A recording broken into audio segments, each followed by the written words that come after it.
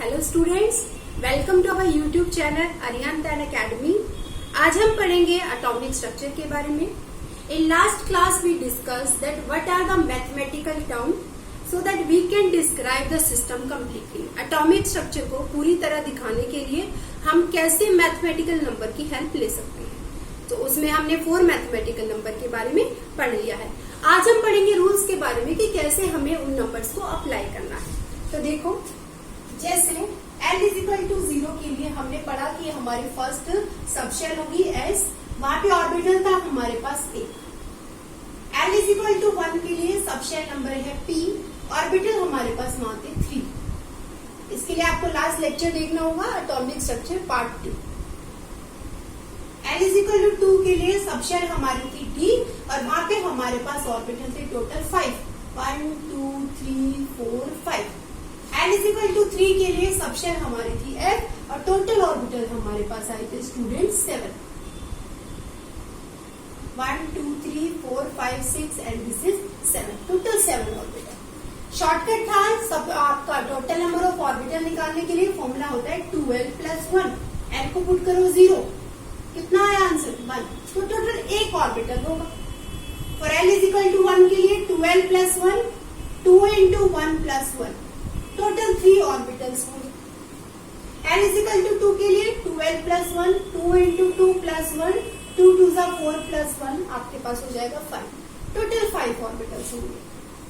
और यहाँ पे 2 3 जा 6 प्लस 1 7, टोटल 7 ऑर्बिटल्स होंगे। अब हमें इलेक्ट्रॉन्स को फिल कैसे करना है ऑर्बिटल में, तो हमने पढ़ा था पॉली एक्सक्लूजन प्रिंसिपल के बारे में।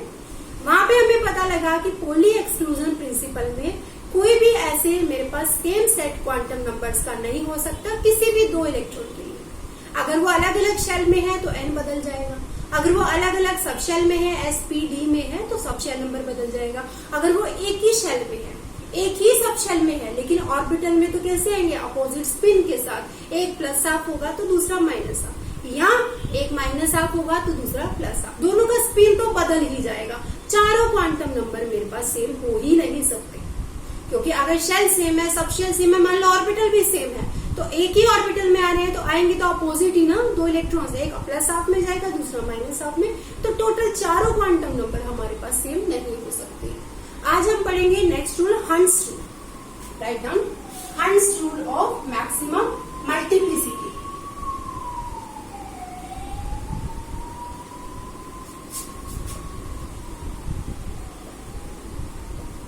बस इसको समझना है आपको, लैंग्वेज ध्यान रखने की नीड नहीं, बस समझो। हंट्स रूल हमें कहता है कि जब तक ऑर्बिटल को हम पूरा कंप्लीट फिल नहीं कर देते तब तक आप इलेक्ट्रॉन की पेयरिंग नहीं कराओगे। जैसे एक ऑर्बिटल में मैक्सिमम 2 इलेक्ट्रॉन आ सकते हैं। जैसे यहाँ पे एक ऑर्बिटल है तो मैक्सिमम कितने इलेक्ट्रॉन आएंगे इसमें, 2, या कितने ऑर्बिटल है 3, एक में 2 आ सकते हैं तो 3 में कितने इलेक्ट्रॉन्स आएंगे, 6 इलेक्ट्रॉन्स। यहाँ पे कितने ऑर्बिटल है 5, कितने इलेक्ट्रॉन्स आएंगे, टोटल 10 इलेक्ट्रॉन, मैक्सिमम 10 आ सकते हैं। और F में कितने ऑर्बिटल्स हैं 7, एक ऑर्बिटल में 2 इलेक्ट्रॉन, तो टोटल कितने आ सकते हैं हमारे पास 40। ठीक है, तो S पहली सबशेल में आएंगे 2 इलेक्ट्रॉन, S ऑर्बिटल में, P में आएंगे मैक्सिमम 6, D में आएंगे मैक्सिमम 10 और F में हमारे पास आएंगे मैक्सिमम 14 इलेक्ट्रॉन्स। अब हंट्स रूल हमें कहता है कि मान लो हमें इलेक्ट्रॉन को सपोज S में हम फिल कर रहे हैं, S में कितने इलेक्ट्रॉन्स आ सकते हैं, मैक्सिमम 2, एक ही ऑर्बिटल है तो एक ऑर्बिटल में 2 आ सकते हैं।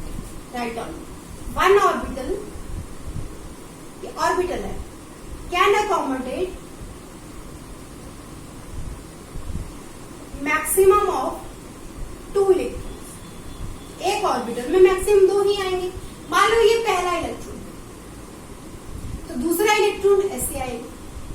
ठीक है, ये हंट्स रूल ने बोला कि जब तक दूसरा फिल मत करो तब तक और भी आपके पास वैकेंट है। जैसे P की बात करूं मैं, P में मैक्सिमम कितने आ सकते हैं स्टूडेंट, 6, मतलब एक इलेक्ट्रॉन भी आ सकता है, 2 भी, 3 भी, 4 भी, 5 भी और 6 भी, मैक्सिमम 6 आ सकते हैं हमारे पास।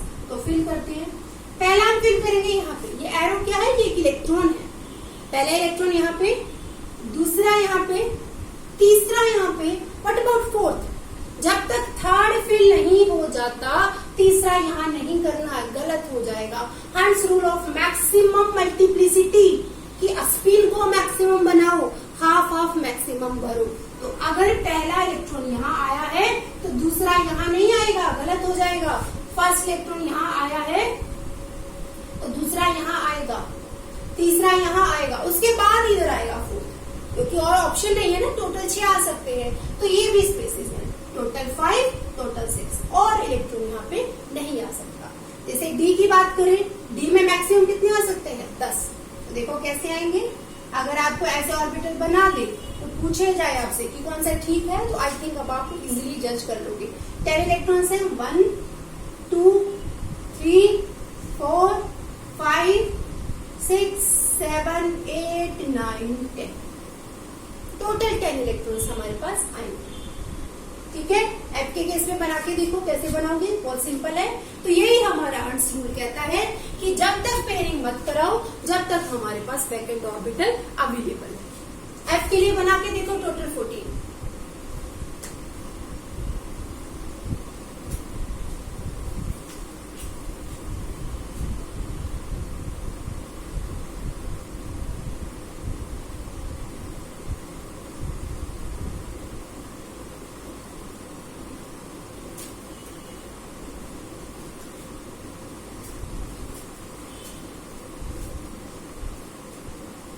नेक्स्ट स्टार्ट करते हैं। एफ के लिए बना लिया आपने, देखो ये फिल कर देती हूँ। देखो 1 2 3 4 5 6 7, जब 7 फिल हो जाए फिर पेयरिंग करो। ये कब हुआ? जब सारे भर गए।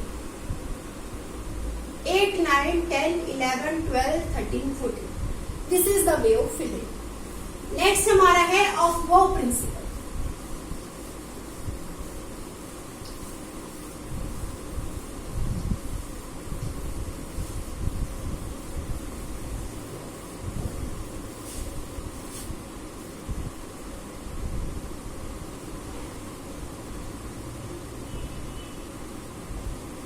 ऑफ वो प्रिंसिपल। अब हमने शेल के बारे में देख लिया, सब शेल के बारे में देख लिया, इलेक्ट्रॉन्स को कैसे फिल करना है। अब बात आती है किस ऑर्बिटल को पहले लिखा जाए। हमें ये तो पता है कि पहली शेल पहले आएगी, दूसरी तीसरी चौथी, लेकिन हमें ये एग्जैक्ट आइडिया नहीं है कि कौन सा ऑर्बिटल पहले आएगा। तो इलेक्ट्रॉन को फिल करने का मेथड होता है स्टूडेंट जिसका लोअर एनर्जी है। लोअर एनर्जी का ऑर्बिटल पहले फिल होगा और जैसे जैसे एनर्जी बढ़ेगी हायर एनर्जी के ऑर्बिटल आएंगे, वैसे वैसे हम अलग से ऑर्बिटल्स को भरते जाएंगे। देखो जैसे लोअर एनर्जी ऑर्बिटल्स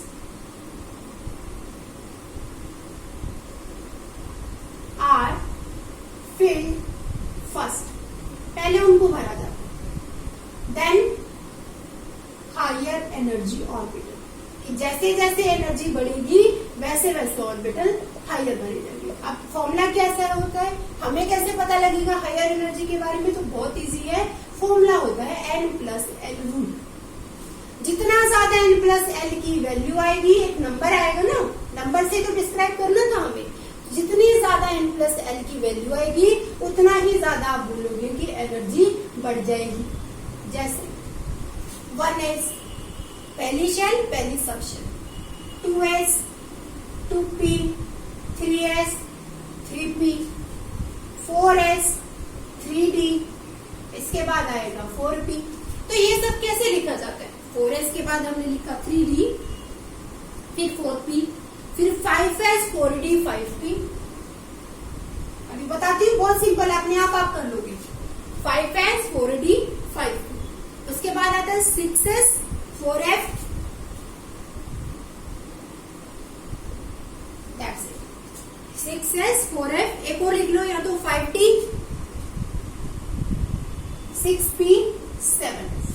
देखो मतलब क्या है, ये तो आप समझ गए ना, पहली शेल की पहली सब शेल है, दूसरी शेल की फर्स्ट सब शेल सेकेंड, तो यहाँ तक तो देखो बहुत आराम से चलता है, पर उसके बाद प्रॉब्लम्स आनी स्टार्ट हो जाती है। तो n+l की वैल्यू देखोगे तो n+l देखो, n कितना है? ये n है 1, l कितना है इसके लिए? l = 0 for s, 1 for p, d, और यहाँ पे हमारे पास आ जाएगा l। कितना आएगा l? 0, this is 1। 2 + 0 2, वैल्यू बढ़ती जा रही है। 2p के लिए 2 + 1 3, 3 + 0, अब ऐड करते जाओ 3s के लिए, n 3 है ऐसे लिखा जाता है, ये n है और ये n है। 3p के लिए 3 + 1 4, 4 + 0 3 प्लस 2 5, 4 प्लस 1 हम करेंगे यहाँ पे भी 5, 5s के लिए 5 plus 0 5, 4 plus 2 6, 6 plus 0 6, 4 plus 3 7, 5 plus 2 7, 6 plus 1 7, 7 plus 0 7। कुछ नहीं किया हमने एन और एल को जोड़ा है, एन सबका लिखा हुआ है 1 2 2 3 3 4 3 4 5 4 5 6 4 5 6 7, एल मैंने लिखा हुआ है, एस होता है 0, पी के लिए 1, डी के लिए 2 और एफ के लिए हमारा 3। अब देखो जरा, जैसे जैसे एन प्लस एल की वैल्यू बढ़ती जा रही है, ध्यान दो, एन प्लस एल की वैल्यू बढ़ती जा रही है, वैसे वैसे एनर्जी भी बढ़ती जाएगी। तो पहले केस में वैल्यू कितनी आ रही है 1, दूसरे केस में वैल्यू कितनी आ रही है 2, थर्ड केस में वैल्यू आ रही है 3 एंड 3। तो आप बोलोगे यहाँ तो सेम आ रही है। तो अभी तो हमने बोला कि n प्लस 1 अगर बढ़ेगा तो एनर्जी बढ़ेगी, बट व्हाट अबाउट अगर n प्लस एल सेम आ जाए, अगर n प्लस एल सेम आ जाए, देखो यहाँ पे सेम आया ना, तो फिर n जिसका बड़ा होगा उतनी ही एनर्जी ज्यादा होगी। यहाँ पे n प्लस एल 3 है, यहाँ पे भी n प्लस एल 3 है, लेकिन n किसका बड़ा है 3s में 3, तो ये बाद में लिखा जाएगा। तो यहाँ पे देखो 3p4s, दोनों को जोड़ के कितना आ रहा है 4 4, दोनों के लिए n प्लस एल 4 आ रहा है, लेकिन रूल था n प्लस एल ज्यादा एनर्जी ज्यादा, तो बाद में फिल होगा। लेकिन जब दोनों के लिए 4 आ रहा है तो फिर n किसका बड़ा है इन दोनों में, इस पर, तो बाद में लिखा जाएगा। जैसे यहाँ पे देखो, यहाँ से ज्यादा अच्छे समझ आएगा, 4m 5d 6p 7x, सब में n प्लस एल कितना आ रहा है 7। तो फिर पहले किसको लिखे, जिसका n छोटा होगा वो पहले लिखा जाएगा, और जैसे जैसे n बढ़ेगा वो बाद में लिखा जाएगा। पहला रूल हमेशा सेम रहेगा, पहले n प्लस एल लिखो। दूसरा, अगर n plus L by chance same आ जाए तो फिर देखो n जिसका बड़ा एनर्जी उसकी ज्यादा, उसको हम लिखेंगे बाद में लेटर। तो यहाँ पे सबके लिए 7 है, लेकिन 4 5 6 7 शेल नंबर यहाँ बढ़ गया, और जैसे ही शेल नंबर यहाँ पे बढ़ेगा उतनी ही ज्यादा आप बोलोगे कि यहाँ पे एनर्जी की वैल्यू भी बढ़ जाएगी। 7s को बाद में भरा जाएगा, पहले 4f को, फिर 5d को, फिर 6p को, 7s को। सिंपल n प्लस एन निकालो, वहीं से आंसर आ जाएगा। क्वेश्चन आएगा तो 6 एंड 6p, कौन सा पहले भरा जाएगा, तो आप n प्लस एल निकालो, 6 प्लस 0 6, 6p के लिए 6 प्लस 1 7, n प्लस एल किसके लिए छोटा 6s के लिए, तो वो पहले भरा जाएगा। और मान लो ये दोनों आ गए, दोनों के लिए 7 है, फिर कंफ्यूज नहीं होना, फिर देखना n किसका बड़ा होगा, दूसरा रूल आएगा। फिर out of these two 5 is greater than 4, तो 5d बाद में भरा जाएगा और 4f हमारा पहले आ जाएगा। Note down.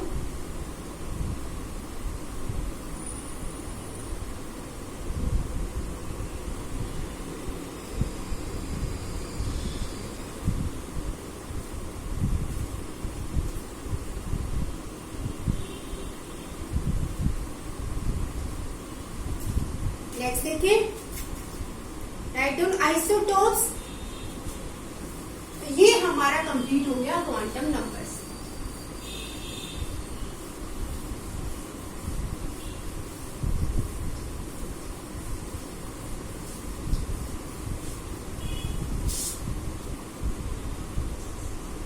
अगली टर्म आती है आइसोटॉप्स,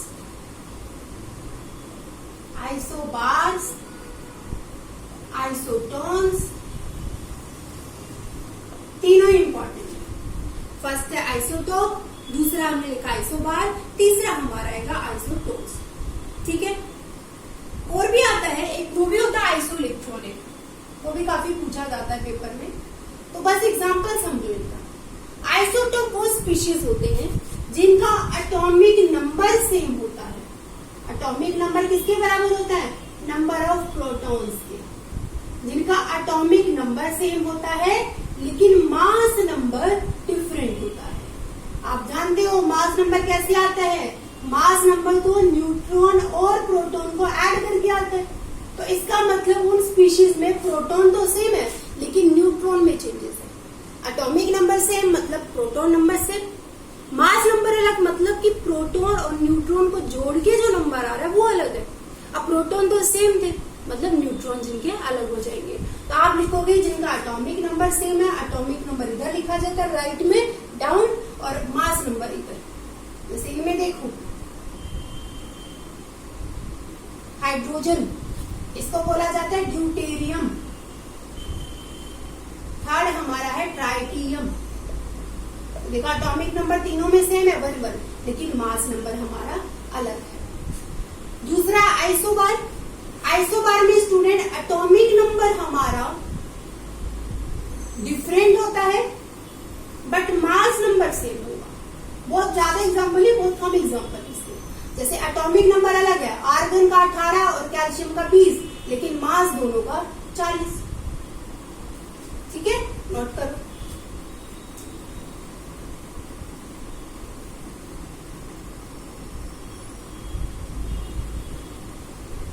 नेक्स्ट है आइसोटोन्स। आइसोटोन्स होता है जिनके पास नंबर ऑफ न्यूट्रॉन की वैल्यू सेम हो। जैसे ये लिखूं मैं, this is helium, 2 atomic number, 4 mass number. Isotones होते हैं जिनके पास क्या सेम हो, न्यूट्रॉन सेम हो। कैसे निकालते हैं न्यूट्रॉन? न्यूट्रॉन निकालने का मेथड होता है मास नंबर में से प्रोटॉन को हटा दो। क्योंकि मास नंबर क्या होता है, मास नंबर तो प्रोटॉन और न्यूट्रॉन को जोड़ के आता है, और प्रोटॉन और न्यूट्रॉन के नंबर में से अगर मैं प्रोटॉन को घटा दूं तो बचेगा क्या, न्यूट्रॉन। तो मास नंबर में से एटॉमिक नंबर को घटा दो या मास नंबर में से प्रोटॉन को घटा दो। मास नंबर क्या होता है, प्रोटॉन और न्यूट्रॉन को जोड़ के आता है, और प्रोटॉन न्यूट्रॉन में से प्रोटॉन ही घटा दिए जाए तो बचेगा क्या, न्यूट्रॉन। तो यहाँ हटाओ 3 - 1 2 न्यूट्रॉन है, इधर 4 - 2 न्यूट्रॉन। सिंपल है बहुत। मास में से एटॉमिक नंबर को इसको घटा दो, मास नंबर आएगा प्रोटॉन न्यूट्रॉन को जोड़ के, और प्रोटॉन सिंपल, प्रोटॉन और न्यूट्रॉन में से प्रोटॉन को जोड़ माइनस कर दूं तो सिर्फ न्यूट्रॉन बचेगा। तो 3 - 1 2 और 4 - 2 भी हमारे पास आ जाएगा। ठीक, तो ये दोनों हमारे पास आइसोटोनिक स्पीशीज हैं। आइसोटोनिक स्पीशीज है, इनमें नंबर ऑफ न्यूट्रॉन आपके सेम है।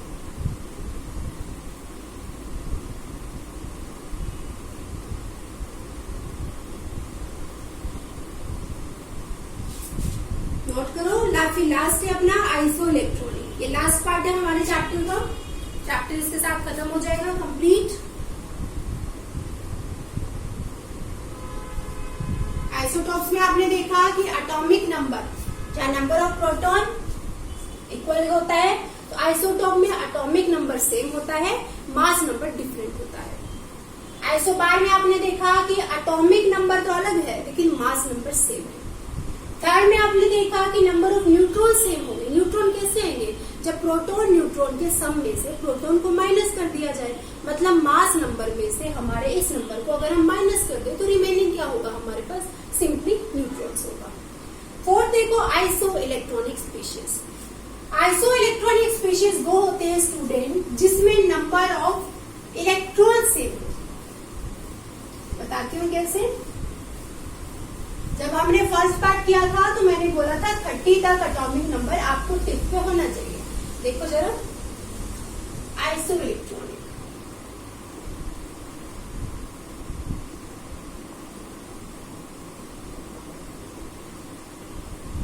Number of electron same. Example जैसे neon Na+, magnesium +2, F-, aluminium +2। तो प्लस का मतलब होता है रिमूवल ऑफ इलेक्ट्रॉन। नेगेटिव का मतलब होता है गेन ऑफ इलेक्ट्रॉन। और न्यूट्रल है तो मतलब ऐसा। नियोन का एटॉमिक नंबर कितना, 10। तो यहाँ पे कितने इलेक्ट्रॉन्स है, 10। सोडियम का एटॉमिक नंबर कितना, 11। +1 मतलब उसमें से एक इलेक्ट्रॉन को रिमूव कर दो, क्या आएगा, 10। मैग्नीशियम का एटॉमिक नंबर 12, उसमें से कितने इलेक्ट्रॉन को रिमूव करो, प्लस मतलब रिमूव 2, क्या आएगा, 10। फ्लोरीन का एटॉमिक नंबर कितना, 9। माइनस मतलब इलेक्ट्रॉन का एक्सेस, गेन या एक्सेस, एक इलेक्ट्रॉन को जोड़ दो। 9 तो इसके पास है ही।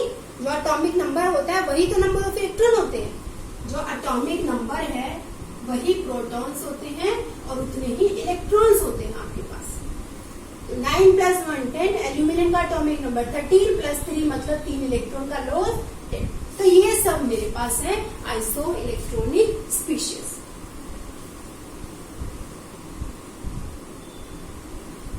Okay, so now our chapter is complete. See you all in next class. आप ऐसे ही रिटन प्रैक्टिस करते रहो। ठीक है, नेक्स्ट क्लास में मिलते हैं।